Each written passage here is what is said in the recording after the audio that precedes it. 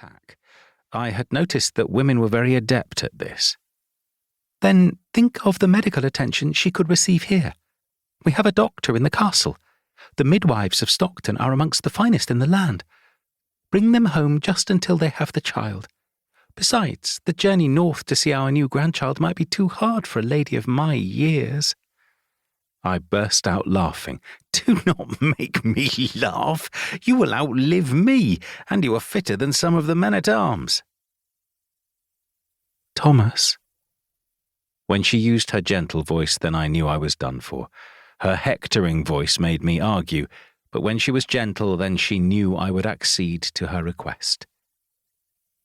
I shook my head. Very well, I will make the offer, but if our son rejects the idea, then I will not do more. That is all I ask. In the event, my son surprised me, and he brought his pregnant wife south to Stockton. My wife had been correct about the medical care, and Richard, named after Mary's father, was a healthy bairn, and I was happy. They had their own quarters in my castle, and I saw the red-faced child every day. Everything about the situation was perfect. Perhaps fate had determined that my son and his wife should be at my castle, for a month after the birth I received a message from York. King Henry was visiting York and had asked to meet with me and my son. We were told that the Archbishop of Canterbury would be there too, and I was immediately suspicious. Why would the leading prelate in the country come north, and why would he wish to speak with me and my son?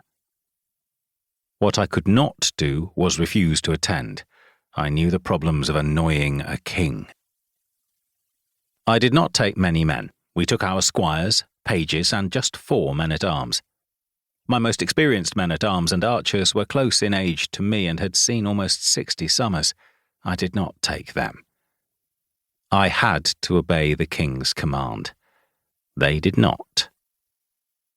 My wife gave me a long shopping list, and so I took my steward with me. Geoffrey knew what my wife liked far better than I did. Our squires and pages had fought together when we had defended Elsdon and the Coquette Valley from the Scots. They conversed easily as they rode, and followed behind William and me as we headed south.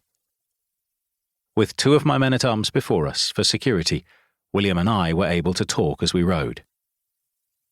Do you think, Father, that King Henry wishes to reward us for our services on the border? I laughed. You are still young, William, and do not know the way that kings worked. We serve a purpose, and as such are useful, but our king fears his barons. It was they who rose against his father, and the Great Charter bound King Henry and his powers. No, this will not be to reward us. As I discovered with King Richard, kings can soon forget what knights do for them, and I do not look forward to this meeting, for I do not think that we will see any benefit from it.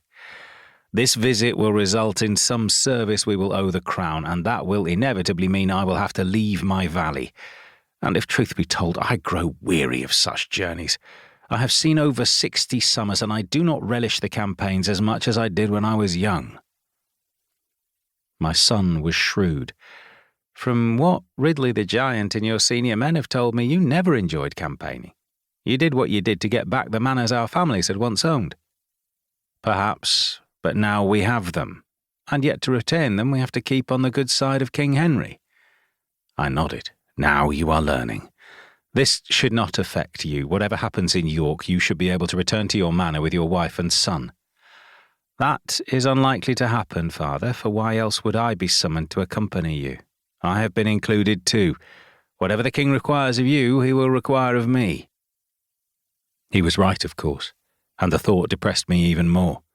Just when I had a life I could enjoy, the willful king would disrupt it. Going to York was always difficult. Each time I saw the Bootham Gate, the entrance to York from the north, my heart sank, for my firstborn Alfred had been treacherously slain at the sheriff's stables. Although his death had been avenged, each time I dismounted and allowed my horse to be led away, I relived that moment when I had lost my child. It still hurt, even now. The Sheriff of York had been my squire, and despite the fact that the royal visit took over most of the castle, my son and I, along with our squires...